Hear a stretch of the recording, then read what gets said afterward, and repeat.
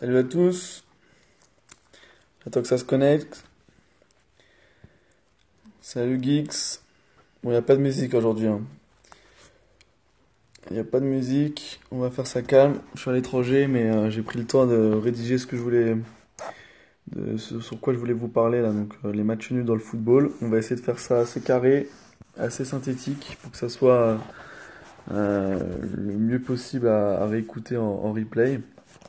Donc, je vais attendre une petite minute et je vais commencer. Ouais. On va pas s'éparpiller aujourd'hui. Je répondrai à quelques questions à la fin. Mais voilà, si on doit s'éparpiller, ça sera plutôt à la fin du live, quoi. J'attends encore 10 secondes et je vais commencer, hein. De toute façon, il y aura un replay. J'ai préparé quelques infos. Le but, c'est vraiment de balayer les matchs nuls dans le football, donner quelques infos, quelques stats et voilà, à quel moment on peut les prendre, qu'est-ce qui est bon de faire. Vous allez voir. Dédicace à Prono Fastoche. Mais lui, je le connais pas, lui. C'est à chaque fois DMT quand on parle souvent, mais je le connais pas. Ah si, là, bah, tu entends de la voix, là. C'est trois soirées d'affilée, là. C'était top, mais c'est dur, là. C'est assez dur. D'ailleurs, je conseille à tout le monde, hein, Varsovie, c'est toujours the place to be en Europe de l'Est. Il y a de quoi faire, c'est pas très cher. C'est très bien.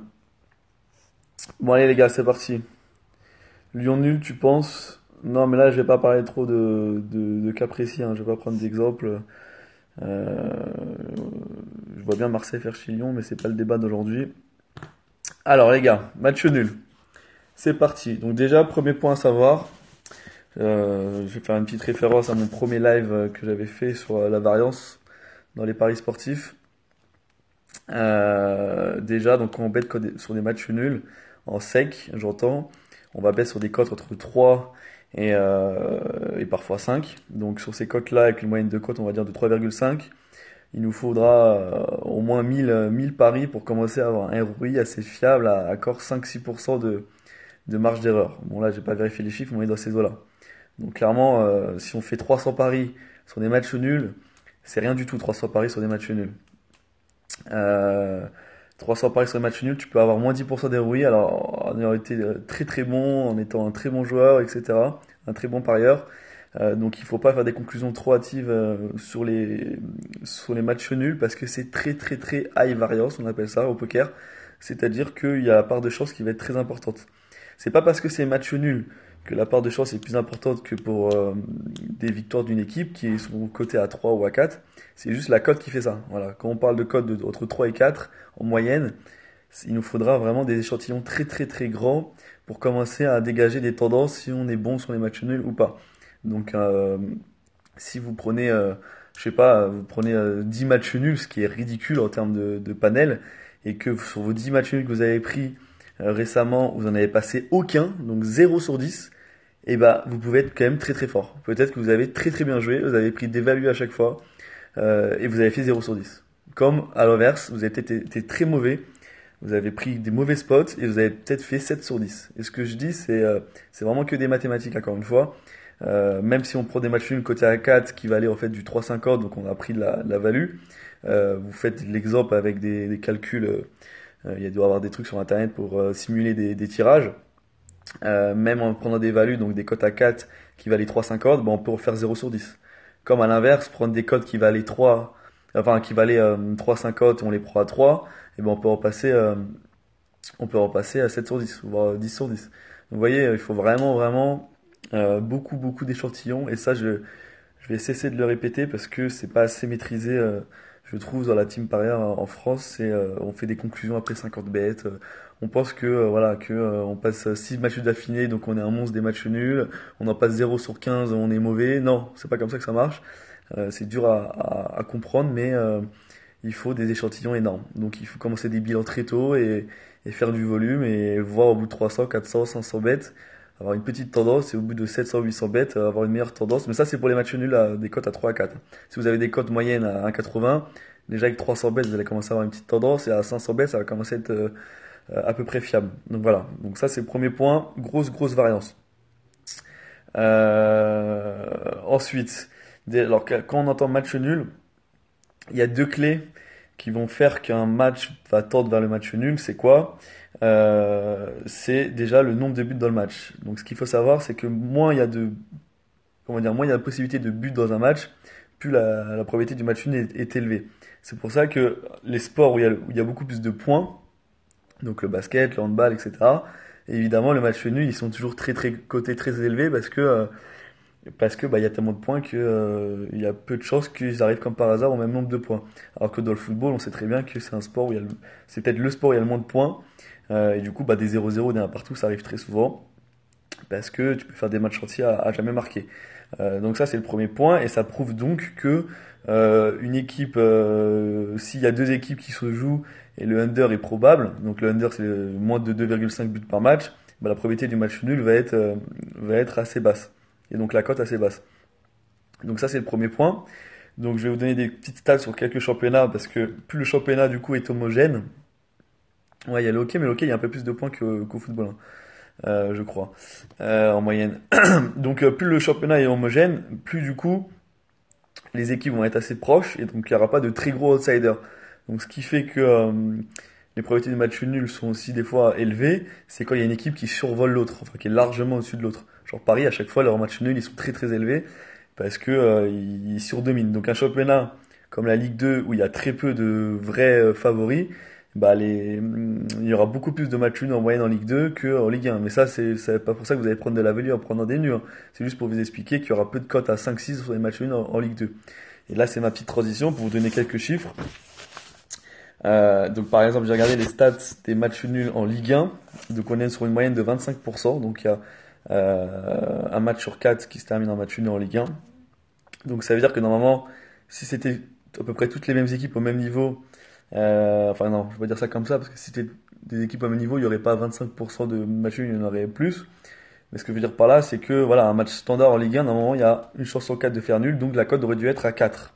Mais sauf que vous savez très bien que des cotes à 4 dans les matchs nuls en Ligue 1, il n'y en a pas beaucoup. On est souvent entre 3,20 pour les plus bas, 3,10, et on va monter très très haut sur les matchs du PSG, de Marseille et de Lyon.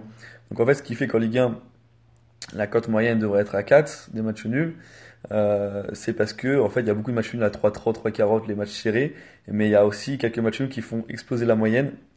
Euh, c'est les matchs du PSG, de Marseille, etc. Contre des petits qui font jamais de nul, quoi. C'est très rare qu'il y ait nul. Donc Ligue 1 on est sur du 25%. Donc là je vous fais les 4 années, par exemple les 4 dernières années c'était 25%, 25%, 28%, 23%. Vous voyez ça aussi entre 23 et 28%. Donc c'est quand même pas rien, 5% d'écart sur autant de matchs de Ligue 1 sur une saison, mais ce qui fait qu'il y a 5% d'écart parfois, bah encore une fois c'est la variance et aussi la disparité des équipes et du niveau des équipes. Ensuite en première ligue, bah c'est pareil. Première ligue, on a du 26% l'année dernière, 22% l'année d'avant, 28% et 24%, donc à peu près moyenne 25% également.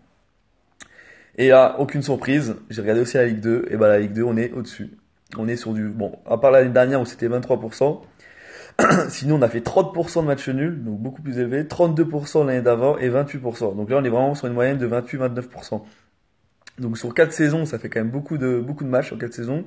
Et on est sur du 28-29% en Ligue 2, vs 25% en Ligue 1 Première Ligue. Et c'est complètement logique, parce que voilà, en Ligue 1 Première Ligue, on a des mecs qui sont largement au-dessus des autres, donc les City, Liverpool, etc. Et du coup, eux, bah, quand ils vont jouer des petits, bah, les cotes de nul vont être énormes parce qu'il y a peu de chances que les petits les accrochent. Alors qu'en Ligue 2, il n'y a pas d'énormes clubs qui défoncent les autres. Donc voilà le première donnée sur les statistiques.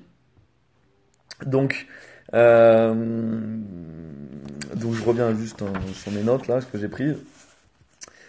Voilà. Donc ensuite, il faut pas forcément du coup penser match serré. Donc forcément, la probabilité de nul est élevée. Par exemple, je vais vous donner des exemples. Des matchs qui peuvent être serrés en termes de résultats. Par exemple, un PSG-Liverpool ou ce soir, comme meilleur exemple, Marseille-Lyon. Encore que Marseille-Lyon, Lyon est assez quand même favori. C'est des matchs où on sait que ça peut basculer d'un camp à l'autre. En gros, voilà, Marseille peut très bien gagner à Lyon, comme Lyon peut gagner, comme le PSG peut gagner à Liverpool et vice versa. Mais pourtant, les matchs nuls sont élevés. En termes de cote, on est sur du 3-8. Bah, Liverpool PSG on était sur du 3-8 et ce soir pareil. Donc qu'est-ce qui fait que c'est élevé? C'est parce qu'en fait c'est des matchs où il y aura beaucoup de buts. Donc il faut toujours avoir ça en tête. il faut toujours se dire, ok, les deux équipes sont à peu près de niveau similaire. Donc si on se dit, Liverpool joue par exemple Manchester City, ils ont le niveau similaire. Donc qui dit niveau similaire dit ils vont se partager les points. Non, faut pas raisonner comme ça. Faut dire niveau similaire, oui, c'est bien niveau similaire, mais il y aura tellement de buts dans leur match en moyenne que ça va bien basculer d'un côté ou de l'autre. Donc si à peu près les deux équipes vont avoir des 3 ou 4 buts de moyenne ou des 2 ou 3 buts de moyenne, bah il y a peu de chances que comme par hasard on arrive au même nombre de buts. Alors qu'à l'inverse, si deux équipes se jouent et qui ont des niveaux similaires mais qui a très peu de buts dans leur match, donc dans les championnats brésiliens, russes, il y a toujours très peu de buts, voilà, les probabilités de match nul vont être vraiment des fois même en dessous de 3 quoi. J'ai déjà vu des championnats où il y a des matchs nuls à 2,9, c'est très très rare mais ça existe. Donc voilà, il faut toujours penser match nul, c'est en fait penser souvent under en même temps. Parce que voilà, les matchs où il y a peu de buts, bah, il y a beaucoup de nuls. Sachant que également le un partout, c'est le score le plus probable au football, à ex aequo quasiment avec le 1-0 domicile. Donc ensuite, les matchs nuls, il y a plusieurs aspects également à regarder. Il peut avoir sur la fin de saison des aspects psychologiques. Donc clairement, on a des équipes qui vont des fois pas jouer la gagne totalement. Donc on connaît tous en fin de saison des équipes qui jouent le maintien, qui vont aller se déplacer dans des clubs où pour eux récupérer un point contre un concurrent direct, bah, c'est pas si mal. Donc dans ces cas-là, il faut prendre l'aspect psychologique en compte. Au début de match, ça compte pas trop, on va dire, mais sur la 70e, 75e, comme ça, quand on arrive à la fin de match, tu joues contre un concurrent direct, tu peux pas te permettre de perdre et de lâcher 2 points et d'en perdre un, lâcher 2 points à l'adversaire et d'en perdre un. Du coup, voilà, ça va plus penser à défendre et à garder son point que aller chercher la gagne à coûte que coûte, comme parfois dans certains matchs de coupe où t'as pas envie de faire de prolongation, etc. Donc en fin de saison, il y aura pas mal de fois des aspects psychologiques à prendre en compte sur les intentions vraiment des équipes, les entraîneurs, est-ce qu'ils ont envie d'aller vraiment chercher une victoire à l'extérieur ou pas. Ça peut vraiment influer sur les fins de match. Une équipe, un entraîneur qui a une mentalité, faut mieux perdre des fois des matchs, qui est regagner certains et récupérer 3 points, et du coup qui va te faire rentrer deux attaquants à la 60e, même s'il joue à l'extérieur. Voilà, ça c'est des points à prendre en compte pour trouver des éventuels spots de value sur des matchs nuls. Ensuite, donc comme pour faire une petite parenthèse sur les matchs nuls qui sont liés au under, je voulais aller sur un aspect que je voulais approfondir, c'était la météo dont je vous ai parlé, qui dans le foot parfois peut influer les résultats, les météos, par exemple une petite pluie fine avec une pelouse qui va assez vite, etc. Ça va pas du tout influer ou ça va pas en tout cas tordre le match vers des unders. Et je me suis un peu renseigné sur pas mal de sites américains, anglais, etc. Et en fait, il y a plusieurs, on va dire, tendances qui s'affrontent. Et à la base, en fait, les gens, naturellement, ils pensaient que plus le terrain était dégueulasse, enfin pas le terrain, mais plus la météo était dégueulasse, en gros, grosse pluie, etc., moins il y avait de buts, et plus il faisait beau, plus il y avait de buts. En gros, belles conditions de jeu, donc ça va jouer au ballon et il y aura des buts. Et en fait, bah, j'ai lu pas mal de choses et clairement, j'ai même vu l'inverse, quoi. J'ai vu des stats sur la première ligue où il y avait eu plus de buts sous la pluie qu'avec un gros soleil. Donc ça, personnellement, je vais pas trop le prendre en compte, à part au cas par cas, quoi. Ça va plus être vraiment si le terrain est dégueulasse euh, et que en fait une équipe joue très bien en ballon, genre je sais pas Barcelone, et bah l'écart de Barcelone avec une équipe mauvaise, il va être moins important sur un terrain de merde parce qu'ils pourront pas jouer leur jeu, pourront pas jouer au sol, etc. Donc si tu peux pas jouer au sol et tu peux pas jouer ton jeu, bah tu vas moins rouler sur l'adversaire.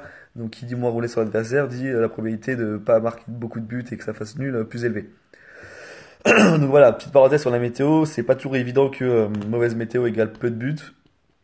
Il faut vraiment regarder au cas par cas le terrain, est-ce que c'est vraiment beaucoup de pluie, tornade et vent, ou c'est seulement une petite pluie fine qui en fait peut même améliorer le jeu et que ça aille plus vite, et vice versa, le soleil parfois, si les joueurs sont trop fatigués, bah, le rythme il va pas être intense, et un rythme pas intense en général, c'est pas bon pour le nombre de buts. Ouais, donc faut pas avoir trop de certitude sur l'aspect météo et sur la probabilité de under, qui après, si on sait qu'il y a un under possible, bah, match nul possible, c'est souvent lié comme j'ai dit. Euh, voilà, il faut pas avoir des théories toutes faites, il faut un peu se renseigner, il faut creuser ce point-là. Du coup, petite parenthèse, Par exemple, le bet que j'ai pris la semaine dernière là sur Monaco-Nîmes, match nul, en même temps j'avais pris l'under. Vous voyez, j'ai couplé les deux parce que je sais que si je vois un under, il y a pas mal de choses qui est match nul. Donc on peut aussi prendre les deux bêtes en se disant, je vois un match serré, je prends le nul en sec, mais pour lisser la variance, je prends aussi le under qui va être coté autour de 2, il y aura moins de variance. Euh, Ensuite, quoi d'autre je voulais vous parler? Après, je vais arriver sur la partie un peu value. Oui, il y avait un point que j'avais pas euh, abordé, c'était sur justement pour lisser la variance. Quand on pense qu'une équipe est un peu surcotée, je dis n'importe quoi, bah justement Monaco-Nîmes, on va prendre les derniers exemples. Euh, Si on pense que Monaco est surcoté et du coup que le pari fié de balancier, que le match nul est un peu trop élevé par rapport à la cote réelle, et qu'on décide de prendre le nul, donc là en l'occurrence c'était un nul qui était coté à 5, qui a chuté après, et ben je me suis dit voilà, je vais prendre un nul à 5, mais la valeur ça va être tellement énorme sur un match nul à 5, enfin, même si le bet est bon, mais ça peut ne pas passer pendant 15 fois d'affilée. Donc je me suis dit au moins je vais déjà commencer à lisser la variance en prenant remboursé si victoire à l'extérieur de Nîmes. Donc ça a fait baisser la cote seulement de 5 à 4,6 en le prenant à la main bien sûr. Sur les sites français il faut toujours prendre à la main. Donc on appelle ça un away no bet, donc match nul. Away c'est équipe à l'extérieur, no bet ça veut dire rembourser si équipe à l'extérieur. Et ça permet du coup de lisser la variance et de baisser la cote bien entendu, mais pas de beaucoup. Et ça permet aussi surtout en termes de tilt et de frustration de se dire attends j'ai bien trouvé le fait que Nîmes allait accrocher Monaco et allait pas souvent perdre le match. Et si en plus Nîmes ça était gagné le match, c'est super frustrant parce qu'en fait, t'as bien trouvé dans l'esprit, t'as fait un super bet, tu savais que Nîmes allait accrocher Monaco, et ben ils ont tellement accroché Monaco qu'ils ont même été gagnés là-bas. Donc en fait, dans l'esprit, tu dois être récompensé. C'est pas normal de pas récupérer un peu d'argent ou au moins d'être remboursé sur un bet que tu avais bien vu qui avait un problème de balancier et que Monaco était un peu trop basse, la cote de Monaco était un peu trop basse et qu'il y avait du coup de la value côté Nîmes. Donc c'est toujours une question de balancier. C'est de se dire, voilà, là, bon, on va essayer de faire un schéma, mais là, c'est les deux équipes. À gauche, c'est une équipe, à droite, c'est une autre équipe. Et ben, si vous pensez que c'est un peu déséquilibré comme ça et qu'en fait, ça aurait dû être déséquilibré un peu moins, et ben, naturellement, en fait, quand on analyse un match, on peut juste se dire Monaco, la cote est trop basse. Donc en fait, en disant que Monaco, la cote est trop basse, c'est que par effet de balancier, quoi qu'il arrive, c'est qu'il y a de la value de l'autre côté. On peut pas dire la cote de Monaco, je la trouve trop basse, mais il n'y a pas de value côté Nîmes. Bah non, ça veut rien dire. Si la cote de Monaco est trop basse, c'est qu'il y a de la value de l'autre côté. Donc c'est toujours des effets de balancier. Après, c'est de savoir où on met le curseur. Si on pense que la cote de Monaco est trop basse, mais que de toute façon, même si elle est trop basse, et qu'il y a de la value côté Nîmes, mais que Nîmes, finalement, ils iront jamais gagner à Monaco parce qu'il y aura peu de buts, et que il y a peu de chances que ça tourne côté Nîmes, et qu'en fait, on pense que le match il va se rapprocher autour du nul, et bah là, vaut mieux prendre le nul remboursé si Nîmes que prendre le N2. Le N2, c'est quand vraiment on pense que ça va vraiment pencher d'un côté.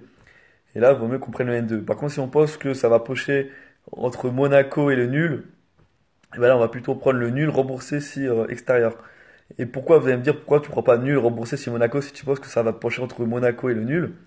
C'est parce qu'en fait, ça serait impossible à prendre parce que la cote de Monaco est trop basse. La cote, elle serait ridicule de prendre nul remboursé si Monaco.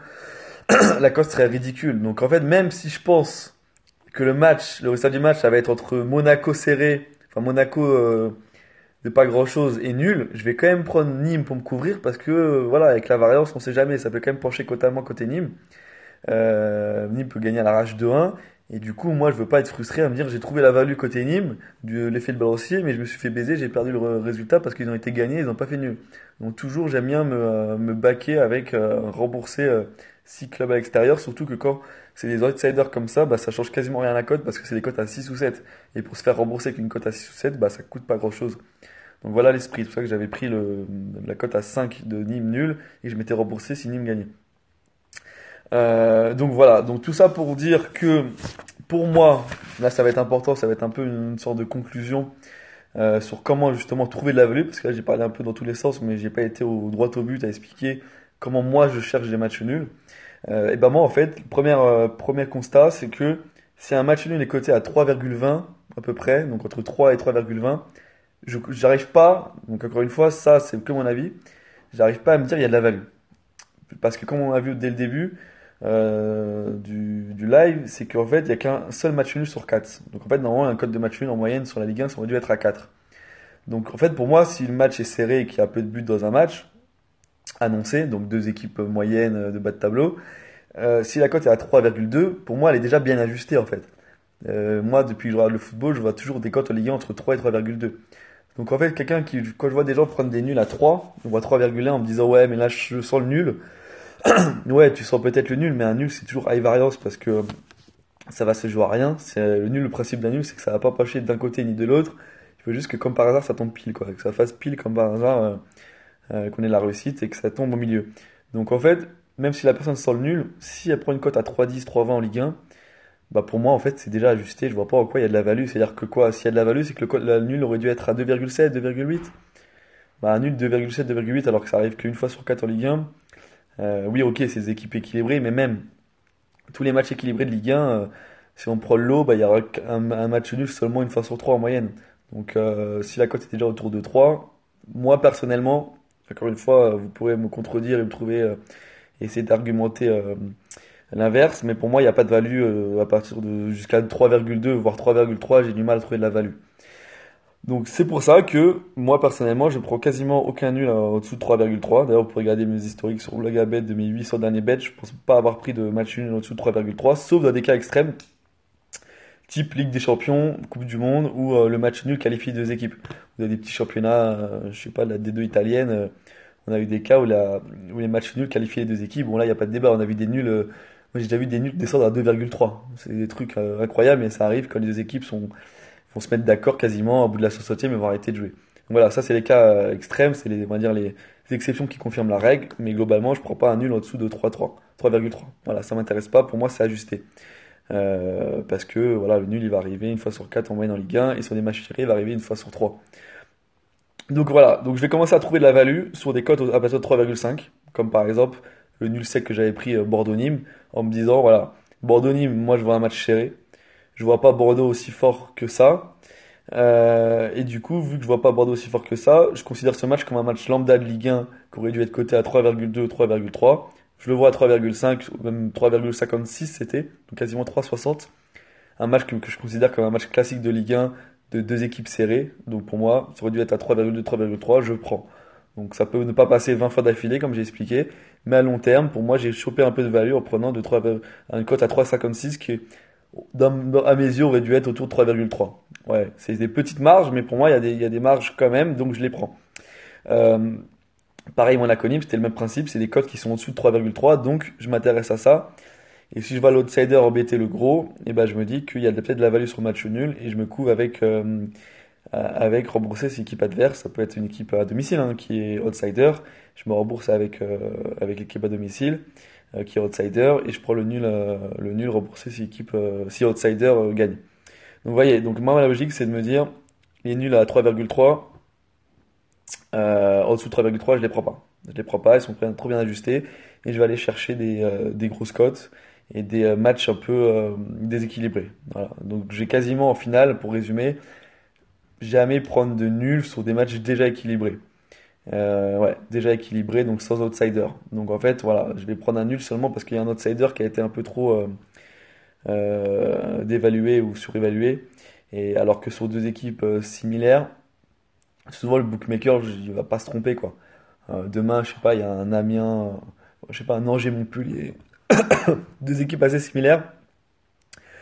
Si les codes sont similaires, pour moi, vous trouverez pas beaucoup de value à prendre un nul. Voilà, c'est que mon avis. Et moi, je me concentre sur les nuls seulement pour les équipes outsiders et je me couvre sur leur victoire. Pour les raisons que j'ai évoquées auparavant. Et attention, en faisant ça, clairement, vous vous exposez à une énorme value, une énorme variance. Donc voilà, globalement, je pense avoir fait à peu près le tour. J'espère avoir rien oublié. C'est toujours chiant d'oublier des trucs. Oui, et dernier point pour ceux qui veulent bet et s'amuser, se faire plaisir. Si vous voulez mater un match de foot, mettez jamais un bet sur un match nul parce qu'il n'y a pas pire que regarder un match en voulant qu'il y ait match nul. Donc pour se faire plaisir, vaut mieux bet sur une équipe. Vous allez profiter mieux du match. Vous allez plus vous faire plaisir. Donc voilà, le nul pour moi, ça reste quand même un bet qu'il faut pas non plus en abuser. Et voilà, c'est vraiment de temps en temps, sur certains spots, ça peut être intéressant, mais globalement, je préfère jouer en handicap sur des équipes, des outsiders ou pas. Mais voilà, le nul, ça va être de temps en temps sur des cas que j'ai pu expliquer. Je réfléchis si j'ai d'autres exemples. Par exemple, le match de Marseille ce soir, voilà, le nul est très élevé parce qu'il y aura beaucoup de buts dans le match. Donc les bookmakers savent qu'en général, il y a peu de chances qu'il y ait de nul, donc la cote est à 3,8. Donc ok, même si le niveau des équipes est similaire, la probabilité du nul est assez élevée. Par contre, si vous dites que pour X raison, après votre analyse, vous pensez que soit Garcia, soit Pep Genesio, il va bétonner et qu'en fait, ce Lyon-Marseille, finalement, il n'aura pas tant de buts que ça, et bah là, vous pouvez peut-être vous dire que le nul à 3,9, il évalue. Parce que ce match-là, finalement, et bah, il va peut-être pas être si ouvert que ça au but. Donc soit vous prenez un under, mais les unders, des fois les cotes elles sont pas très belles. Ça dépend des bookmakers, mais des fois elles sont pas très belles. Donc des fois il vaut mieux prendre des N-sec euh, qui font un peu office de under, avec de la grosse variance, mais ça peut faire office de under, que de prendre des fois des under avec des grosses marges des bookmakers, alors que sur les matchs nuls, les marges des bookmakers sont beaucoup moins élevées. Donc ceux qui jouent sur des bookmakers qui prennent des grosses marges sur les under, bah déjà je vous dirais plutôt jouez pas les under et jouez plutôt des nuls à la place quoi. Si vous sortez des under sur les matchs. Moi, Pep Genizo, c'est pas un manque de sérieux, hein. C'est un surnom comme un autre, hein. D'ailleurs, il a battu Pep Guardiola, donc c'est un surnom maintenant qui va rentrer dans les annales, quoi. Voilà les gars, est-ce que vous avez des questions? Sinon, bah je laisserai la semaine pro. Si vous avez des questions. Et oui, je suis tipster, hein, pour la personne qui m'a demandé, hein.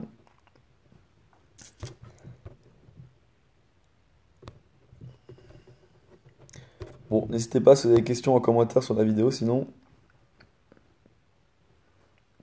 je la laisse en replay. Putain, j'ai un truc dans la gorge là, c'est vraiment dur. Ça a été dur ce week-end. Ouais, donc si vous n'avez pas de questions, bah. euh,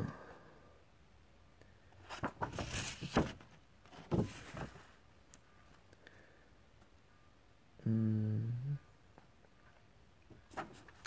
Bon, ça marche.